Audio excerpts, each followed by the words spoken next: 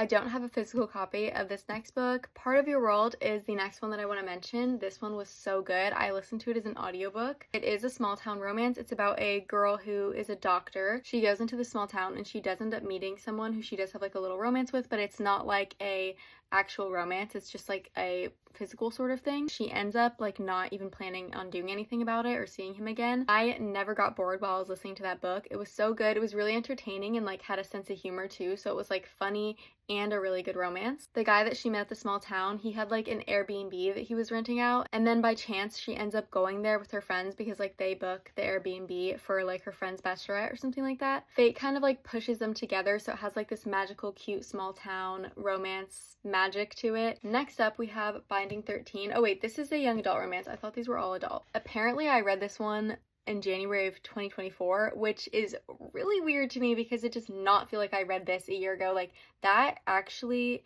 might be like one of the first things that blows my mind about like the year going by, but I feel like that kind of proves how memorable this book is because I remember so much about this book and it's one of the first books I read this year. This follows Shannon and Johnny, and Shannon is like the shy girl, Johnny's like the jock. Shannon went from her school where she was kind of bullied, treated horribly. She also has a really hard home life. Definitely check trigger warnings for this one. So she starts going to this new school and she meets him and he starts being like this protector sort of for her. There's definitely like found family and that is a really big part of it, and then there's just a lot of like intense drama stuff going on in it. I'd say the biggest thing that drew me into this book and like kept me reading was just like the emotions that it dragged out of me. Like, I just felt so much, and that's why I think part of why it's so memorable. And it really did not feel like it was that long because it was just so entertaining and I had so much fun reading it.